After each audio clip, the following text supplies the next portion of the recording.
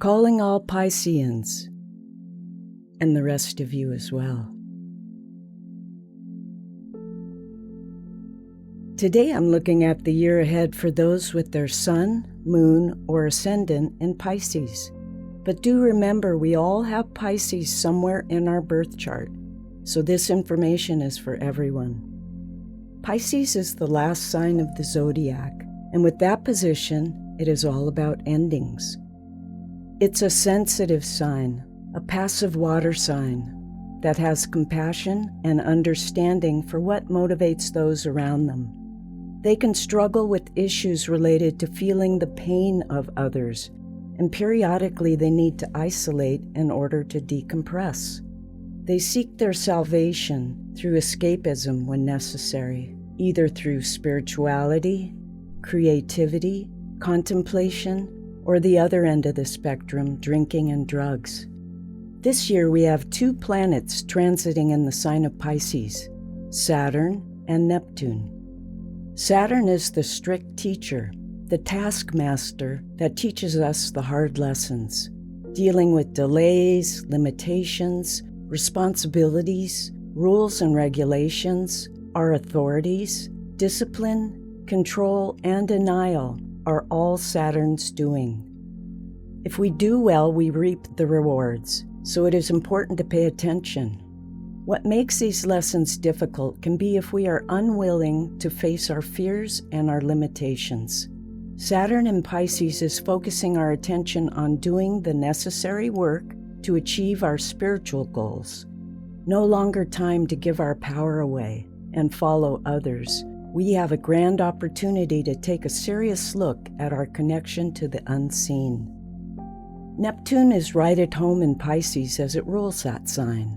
This gentle influence brings us deeper into the desire to know ourselves and to help others in need, to develop our creativity, whether it's related to music, film and production, art, writing, and all forms of communication is what it brings us. Together, Saturn and Neptune are driving the train of self-realization and deep understanding of the human soul. We are all moved to be part of the solution in some way, to improve life so all of us have a place to call home. I think it begins with ourselves and opening our hearts.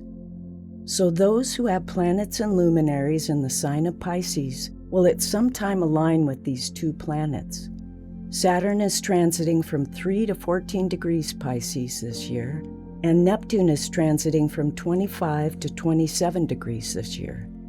If you have planets or luminaries in these degrees of Pisces, depending on which one affects your chart, you will feel the effects of that energy.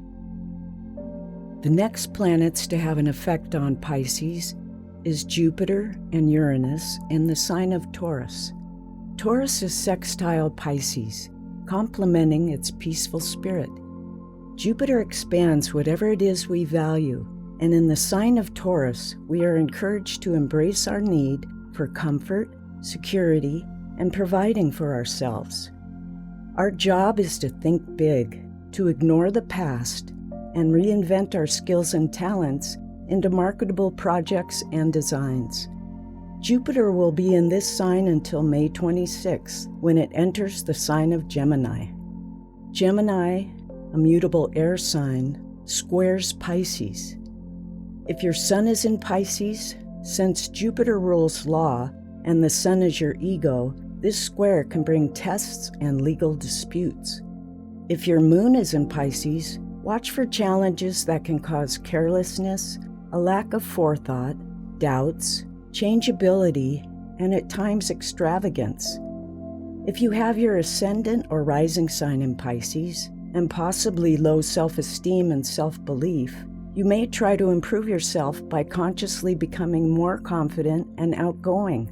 But one of the main effects of Jupiter square ascendant is going too far and not knowing when to stop. This can lead to overconfidence, excessive pride, and boastfulness. You may then experience conflict with others, embarrassment, or personal crisis. Uranus is transiting from 19 to 24 degrees Taurus this year.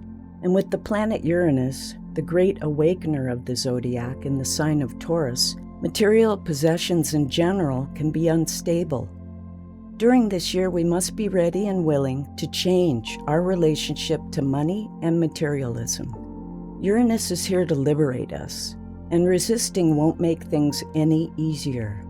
We can't stop these changes from happening. The changes we make during this period can actually help bring us to a point of greater stability and can be very long-lasting. So consider the best use of your time this year is to seek knowledge of all that is. Allow yourself to be curious, to look down the rabbit hole of forever and learn. A close relationship with Spirit and those who counsel us from the unseen realms is desirable now, as we could all use some help along the way. Be clear that you only want to connect with those from the highest source, those who love and care about you on the other side, as you can trust they will steer you in the right direction. Remember, messages can come to you unexpectedly through lyrics and music, seeing an animal that speaks to you through their eyes, strangers that have a kind word when you most need it, and many other ways. Our job at this time is to pay attention to the signals life brings to us and consider what they are trying to show us. The planets want us to be free and powerful, so follow their lead. Thanks for joining me today. If you like this video, new uploads release every Saturday afternoon, so please subscribe to the channel so you don't miss out. Hit the like button to help spread this message to others who need to hear it, and check out our other videos on astrology and guided meditations for inner healing and manifesting the life you've always dreamed of. On my Patreon site, I write monthly articles on the new and full moon and the current sun sign. I'm offering personal readings on my Patreon site, or you can email me at judy@skypatterns.com to begin working together to uncover your path on this journey through life. Check the description box for more information, and have a blessed day.